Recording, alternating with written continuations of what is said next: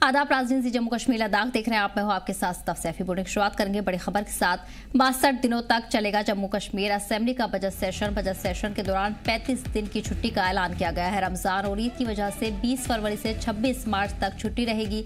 2 फरवरी से शुरू होगा जम्मू कश्मीर असेंबली का बजट सेशन। बता दें कि 6 फरवरी को सीएम उमर अब्दुल्ला 2026-27 का बजट पेश करेंगे।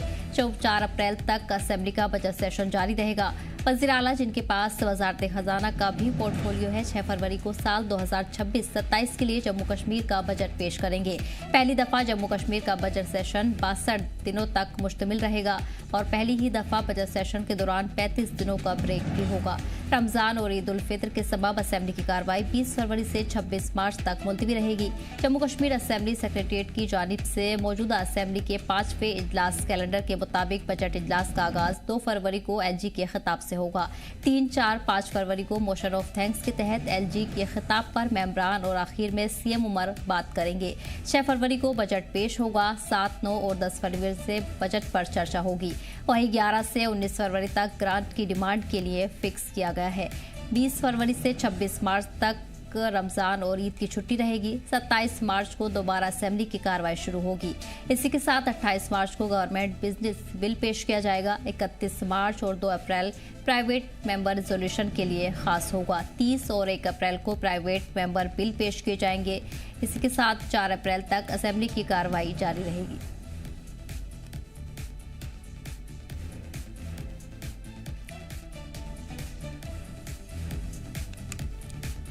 इस बीच आपको बता दें कि इस बार जम्मू कश्मीर असेंबली का बजट सेशन 62 दिनों तक जारी रहेगा।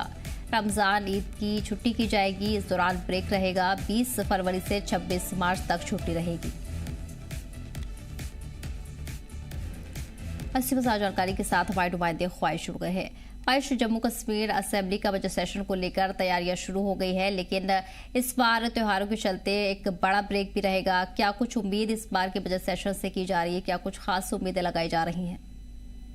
देखिए, बजट पे तो सबकी नजर रहती ही है, क्योंकि क्या प्रदेश को मिलने वाला है, सरकार की क्या प्लानिंग है, किस तरह से कामकाज लोगों को किए जाएंगे और क्या पाइपलाइन में रहने वाला है, इसको लेकर सबकी नजरें जो है वो रहती हैं। इवन की जो सरकारी मुलाजिम है उनकी भी रहती हैं, डेली वेजेस कैजुअल लेबर है उसकी भी रहती है, युवाओं की रहती है, जो कि कहीं ना कहीं सरकारी नौकरियों की तरफ जिसका रुझान होता है कि क्या इस बजट में नौकरियों को लाने के लिए, नौकरियां पैदा करने के लिए कोई प्रोजेक्ट जो है वो लाए जाएंगे या फिर निजीकरण की तरफ या फिर इंडस्ट्री सेटअप की तरफ जो है वो जोर लगाया जाएगा।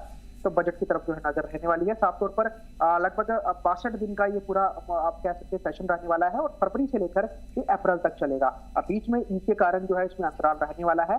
2 तारीख को उपराज्यपाल का यहाँ पर जो है वो संबोधन होना है। उसके बाद 3 दिन तक जो है उनके संबोधन के ऊपर मोशन ऑफ थैंक्स होगा। उसके बाद मुख्यमंत्री उमर अब्दुल्ला जो है वो बजट पेश करेंगे और बजट के ऊपर जो है फिर लगभग आप कह सकते हैं 3 दिन जो है वो उसके ऊपर वो चर्चा होगी। उसके बाद ग्रांट और डिमांड के लिए जो फिक्स किया गया है वो 11 से 19 फरवरी तक है।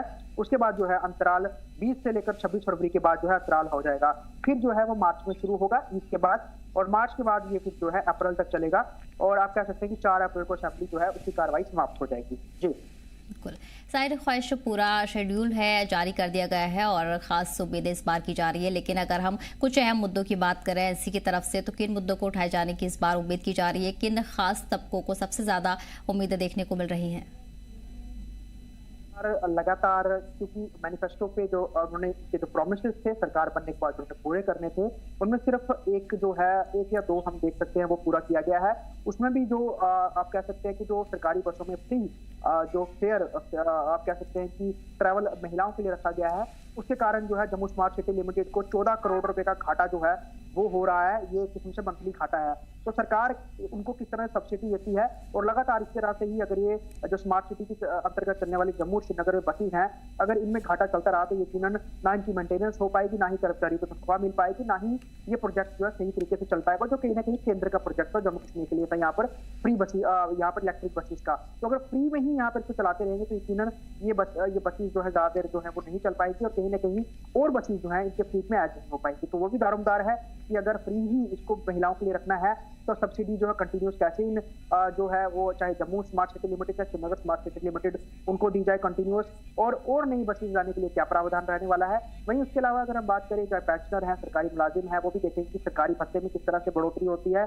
उसके अलावा जो आप कह सकते हैं डेली वेजर है, उनकी सबसे ज्यादा नजर आने वाली है, क्योंकि पिछले बजट में भी उनके लिए कमेटी को जो है वो बनाया गया था। 6 महीने के बाद रिपोर्ट पेश करने की 1.5 साल लगभग होने जा रहा है, और अभी तक जो है रिपोर्ट जारी नहीं की गई है, और ना ही डेली वेजर के लिए कोई रास्ता निकाला गया है। उनका मुद्दा बहुत बड़ा बना हुआ है। उसके अलावा पैरेलली अगर हम बात करें, बिजली की यूनिट्स जो हैं वो फ्री नहीं की गई हैं, सिलेंडर जो हैं वो मुफ्त नहीं दिए गए हैं। तो जो मैनिफेस्टो में किए गए वादे हैं वही सरकार अभी तक पूरा नहीं कर पाई है, और दूसरे बजट जो है वो पेश करने के लिए जो है वो तैयार है और बजट बनाने की कवायद में लगे भी हुए हैं। ऐसे में लोगों की नजर यही है कि आगे का नया आपने क्या देना है, क्योंकि लगातार सरकार ये कहती है कि पैसे की कमी है, फंड की कमी है। जो पिछले वायदे हैं कम से कम वो धीरे धीरे करके पूरा करना शुरू करें। इसको लेकर सरकार पर बहुत भारी दबाव रहने वाला है, और देखना दिलचस्प होगा कि उमर अब्दुल्ला किस तरह का बजट इस बार पेश करते हैं। जी बिल्कुल ठीक है ख्वाहिश, तमाम जानकारी के लिए बहुत बहुत शुक्रिया। बढ़ेंगे अगली खबर की। 26 जनवरी तकरीब से पहले श्रीनगर में सिक्योरिटी सख्त कर दी गई है। आइंदा 26 जनवरी तकरीब को देखते हुए पूरे श्रीनगर में सिक्योरिटी फोर्सेस की तैनाती की जा रही है। शहर भर में मेन एंट्री और एग्जिट पॉइंट पर कई मोबाइल चेक पॉइंट्स बनाए गए हैं। सिक्योरिटी फोर्सेस यात्रियों और पैदल चलने वालों की रूटीन चेकिंग और तलाशी ले रही हैं। बढ़ी हुई निगरानी के तहत मकामी लोगों और राहगीरों के पहचान पत्र की जाँच की जा रही है। हसास और ज्यादा भीड़भाड़ वाले इलाकों में पुलिस और पैरामिलिट्री फोर्सेस की इजाफी तैनाती की गई है, और इंतजामिया का कहना है कि ये जाँच एहतियात के तौर पर की जा रही है ताकि यौम जमहूरिया पुरअमन और बिना किसी हादसे के साथ मनाया जा सके। सिक्योरिटी एजेंसियां हाई अलर्ट मोड पर है। 24 घंटे निगरानी और एरिया डोमिनेशन ड्रिल चलाई जा रही है।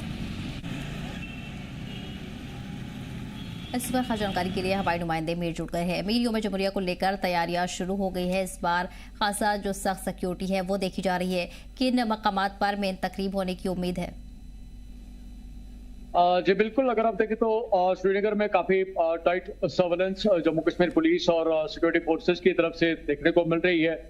मुख्तलिफ लोकेशंस पे इस वक्त जो मोबाइल नाके हैं वो लगाए गए हैं, और जो जामा तलाशी है खासतौर पर लोकल्स की, जिनकी पे कहीं ना कहीं पे कोई डाउट होता है, उनके आई कार्ड्स और उनकी जो बिलोंगिंग्स हैं वो चेक की जा रही है। अगर हम व्हीकल्स की बात करें तो इनके जो दस्तावेजात हैं बाकायदा तौर पर चेक किए जा रहे हैं, या उन व्हीकल्स में अगर कोई लगेज है या बैगेज है उसकी बाकायदा तौर पर फ्रिस्किंग की जा रही है। इससे पहले भी अगर आप देखें तो श्रीनगर पुलिस की तरफ से एक बड़ी मुहिम जो है अक्रॉस सिटी देखने को मिली, जिसमें hotels, home stage, guest houses जो है उनके दस्तावेजात भी बाकायदा तौर पर चेक किए गए, उनके रेजिस्ट्रेशंस चेक किए गए, जो उनके गेस्ट लिस्ट है उसको देखा जा रहा है। साथ साथ जो लोग वहां पे एज एम्प्लॉइज काम कर रहे हैं उनकी प्रॉपर डिटेलिंग की जा रही है। इंश्योर किया जा रहा है कि सिक्योरिटी की सर्वेलेंस जो है पूरे शहर श्रीनगर में काफी मुनज़्ज़म तरीके से बनी रहे।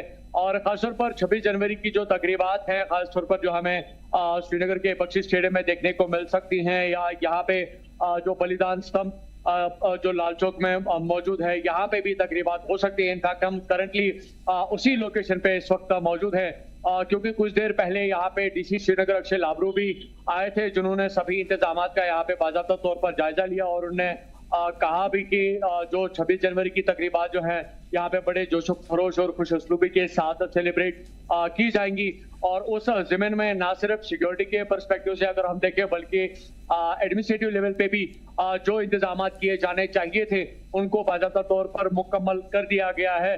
और अभी लगातार रिव्यूज लिए जा रहे हैं और कोशिश की जा रही है कि ज्यादा से ज्यादा लोगों की इसमें पार्टिसिपेशन हमें देखने को मिले। हालांकि मैंने डीसी श्रीनगर से ये बात भी पूछी कि हम लगातार देख रहे हैं जो फैसिलिटी है उसको लेकर मजीद बेहतर इंतजाम किए गए हैं, ताकि लोग बड़े जोशो खरोश के साथ इसमें पार्टिसिपेट कर पाए और उनको किसी भी तरह की कोई दिक्कत का सामना जो है ना करना पड़े। तो यही उम्मीद की जा रही है कि 26 यानी कि रिपब्लिक डे के हवाले से जो तकरीबात पूरे कश्मीर में मुख्तलिफ मुकामात पे होती रहती हैं, जो कि गवर्नमेंट ऑफिस अगर हम इन पर्टिकुलर देखें, लेकिन वहीं पे श्रीनगर डिस्ट्रिक्ट में दो मुख्तलिफ लोकेशंस पे ये सेलिब्रेशन हमें देखने को मिलेंगी। एक श्रीनगर बख्शी स्टेडियम में, और दूसरी जो बड़ी तकरीब होगी वो यहीं बलिदान स्तंभ प्रताप पार्क श्रीनगर में मुनक्कद की जाएगी।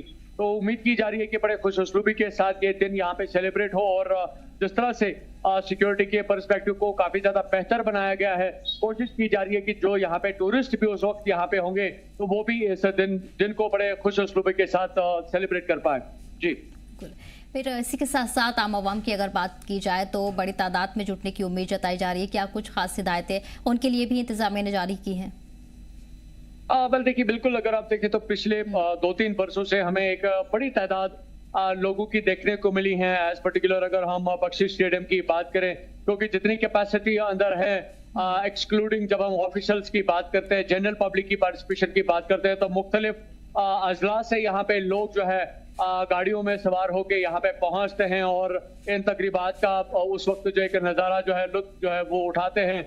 और क्योंकि एक बयान भी होता है, एक स्पीच भी होता है, चाहे हम यहाँ पे चीफ मिनिस्टर की बात करें, क्योंकि रिपोर्टेडली बताया जा रहा है कि जम्मू में लेफ्टिनेंट गवर्नर जो है वो सलामी लेंगे, लेकिन अभी तक ऑफिशियल कंफर्मेशन श्रीनगर के बारे में नहीं बताई गई है। लेकिन जरूर क्योंकि बड़ी हस्तियां जो है कौम को खिताब करती हैं और लोगों के तय जो है वो अपने ख्यालात का इजहार करते हैं, तो आने वाले बरस में किस तरह से सरकार उन लोगों के लिए एक इंतजाम करती है उनके वेलफेयर को लेकर, उसको लेकर भी लोग काफी ज्यादा कंसर्न रहते हैं। तो इस वजह से हमें एक लार्जर पार्टिसिपेशन ऐसे मौकों पे देखने को मिलती है। और जब हम सिक्योरिटी की बात करते हैं तो पिछले 2-3 वर्षों से हमें डिविजनल कमिश्नर की तरफ से ये स्टेटमेंट्स डेफिनेटली देखने को मिले हैं, सुनने को मिले हैं, जिसमें उन्होंने कहा है कि किसी सिक्योरिटी पास की रिक्वायरमेंट नहीं है, जस्ट उनके पास एक आधार कार्ड होना चाहिए जो उनके लिए एज ए सिक्योरिटी पास जो है वो काम करेगा।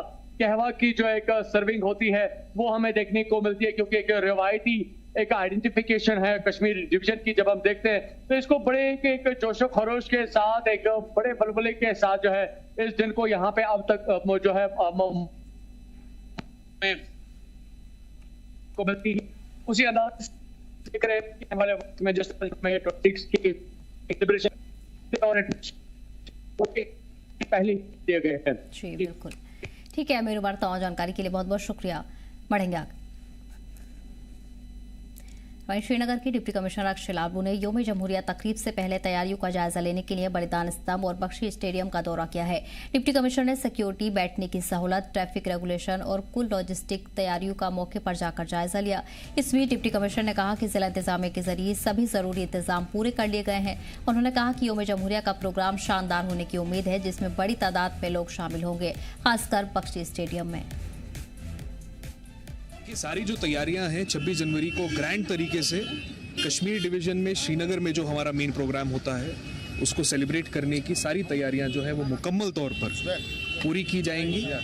हमारी जो रिहर्सल्स हैं, ड्रेस रिहर्सल्स ऑलरेडी चालू हो चुकी हैं।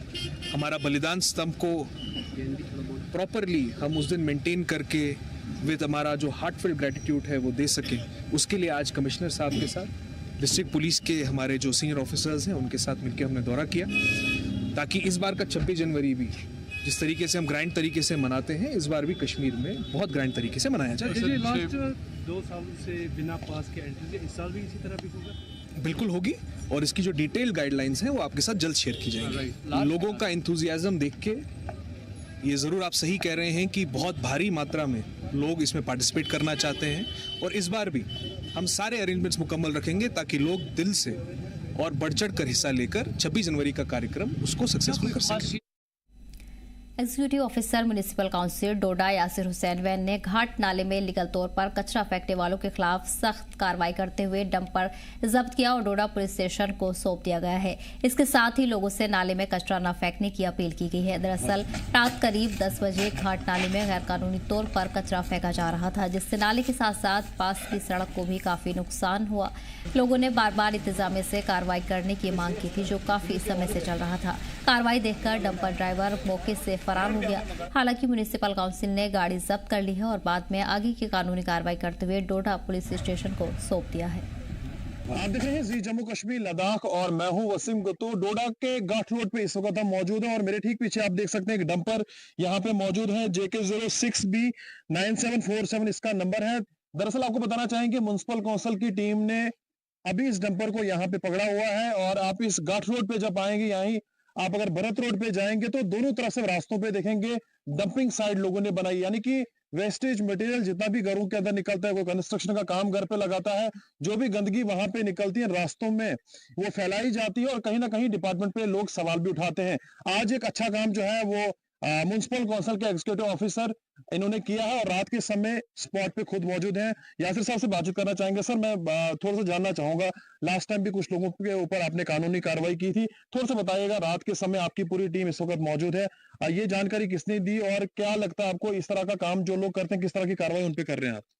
जी वसीम, मैं आपको बता दूं कि लगभग लगभग ये रात के टाइम पे लोग जो दिन को ये जो घर में कटिंग करते हैं या कुछ तोड़फोड़ करते हैं, उसके बाद ये शाम के जो ही अंधेरा हो जाता है तो ये डालना शुरू हो जाते हैं। 3-4 बार मैंने पहले भी पकड़ा, जो मैंने आपको उसी टाइम इन्फॉर्मेशन दी थी, मैंने एडमिनिस्ट्रेशन को इन्फॉर्मेशन दी थी। तो आज भी मैं इस टाइम राउंड पे था, तो मेरे 2-3 मैंने 2 लड़के, इनको मैंने बोला था कि आज इनको नाका लगाना है, कि 2 लड़के मैंने ऊपर वाले रास्ते पे भेजा था, भरत वाले रास्ते पे।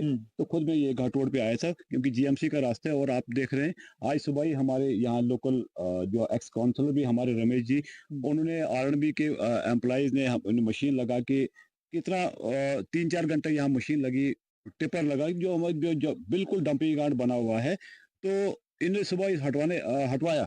उसके फौरन बाद जो इन्हें रास्ता देखा कि आज साफ हो गया, तो दोबारा डालना शुरू हो गए। तो आज आपने गाड़ी पकड़ी हुई है, क्या कार्रवाई आप चाहते हैं और किस तरह के एक्शन आप लेंगे?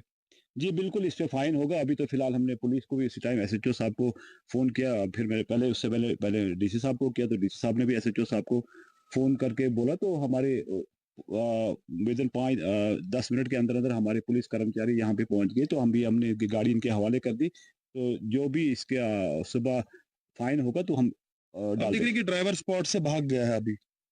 हाँ, ड्राइवर तो निकल गया। तो एक छोटा सा लड़का था ड्राइवर इसका, तो जो फौरन जब तक यहाँ पुलिस पहुंची वो फौरन भाग गया यहाँ से।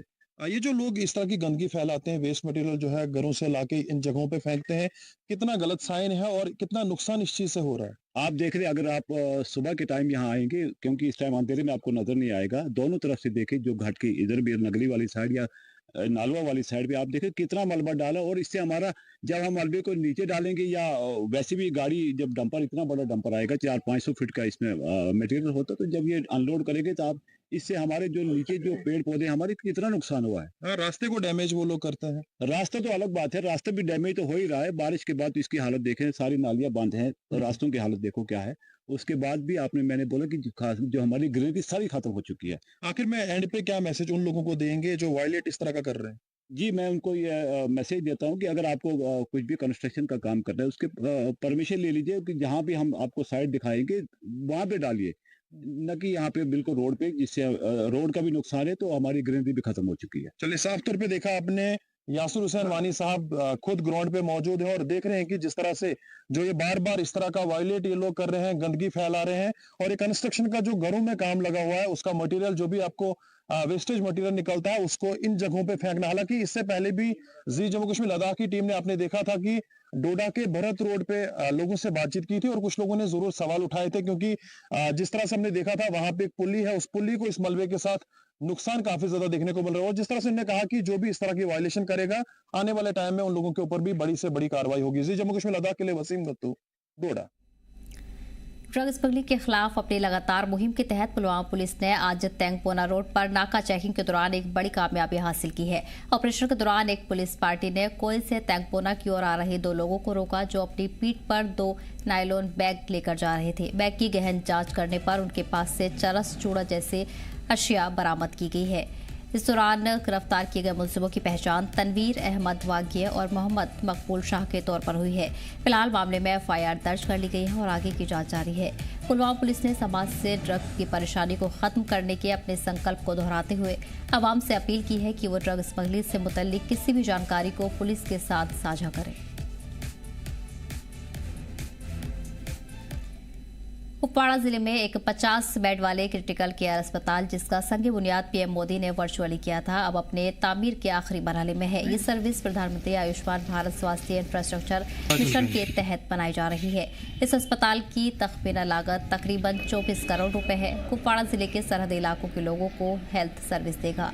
बता दें कि अस्पताल में सभी लेटेस्ट मेडिकल इक्विपमेंट से लैस सर्विस मौजूद होगी।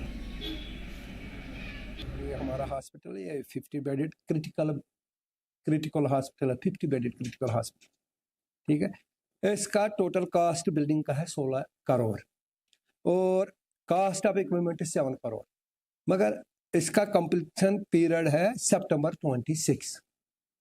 अभी तक 3 फ्लोर का काम हुआ, ग्राउंड फ्लोर में ब्रिक वर्क कंप्लीट हो गई। जिस टाइम इनको हमें हैंड ओवर करना है 26 सितंबर, तो इनको विद इक्विपमेंट्स जिसका कॉस्ट है 7 करोड़ हमें हैंड ओवर करना है। पहले मैं डिस्ट्रिक्ट एडमिनिस्ट्रेशन कुपवारा का बहुत शुक्रगुजार हूँ, जिन्होंने यहाँ पे इस सब डिस्ट्रिक्ट अस्पताल में ये क्रिटिकल हॉस्पिटल दे दिया, ताकि अगर हम बात करेंगे फार फ्लंग एरिया की, जैसे जुमगढ़ है, केरन है, मच्छल है, टंगडार है, वहाँ से उम्मीद लेकर पेशेंट आते हैं इस अस्पताल में, रेफर करते हैं श्रीनगर। अगर हम पेशेंटों की बात करेंगे, उनकी जो डेथ होती है वो रास्ते में ही होती है, या तो चोगल में या तो पाटन में।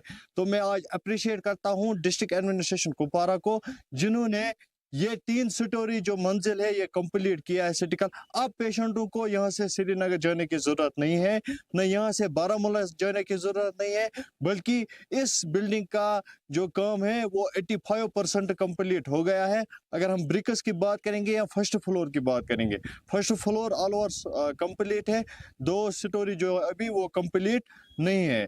जब कभी भी हमें यहाँ पर एक्सीडेंट केस रोनुमा होता था, उस एक्सीडेंट केस को जो है वो जीएमसी बारामूला या श्रीनगर रेफर किया जाता था। हम खुश नसीब हैं और हम खासकर देश के प्रधानमंत्री श्री नरेंद्र मोदी जी का शुक्रगुजार हैं, जिन्होंने इस चीज़ की खुद फाउंडेशन रखी। और खासकर कुपवाड़ा जिला जो है ये बॉर्डर वाला जिला है। अब हमारे इस कुपवाड़ा में भी 3 मंजिला ये हॉस्पिटल बन रहा है, तो हमें खुशी है इस चीज़ की कि अब हमारे पेशेंटों को जो है जीएमसी बारामूला या श्रीनगर या बाकी अन्य जगहों पर रेफर ना किया जाएगा। शुमाली हिंद का सबसे बड़ा त्यौहार लोहड़ी आज जम्मू में भी धूमधाम से मनाया जा रहा है। जम्मू में भी लोग आज बाजारों में खरीदारी करने पहुंचे हैं और बाजारों में भारी भीड़ देखने को मिल रही है। दिन को खरीदारी करने के बाद लोग शाम में लोहड़ी जलाएंगे। अग्नि को साक्षी मानकर लोग पूरी पुरानी नेगेटिविटी को छोड़ने का अहद करते हैं और नई शुरुआत का आगाज करते हैं। ये फेस्टिवल सिखाता है कि जिंदगी में गर्माहट रिश्तों से आती है और मिठास साझा करने से बढ़ती है। मेरा नाम जशपाल है। आपको सबको लोहड़ी की शुभकामनाएं, लोहड़ी की मुबारकबाद देता हूँ मैं आपको। और लोहड़ी जो है अच्छी मनानी चाहिए।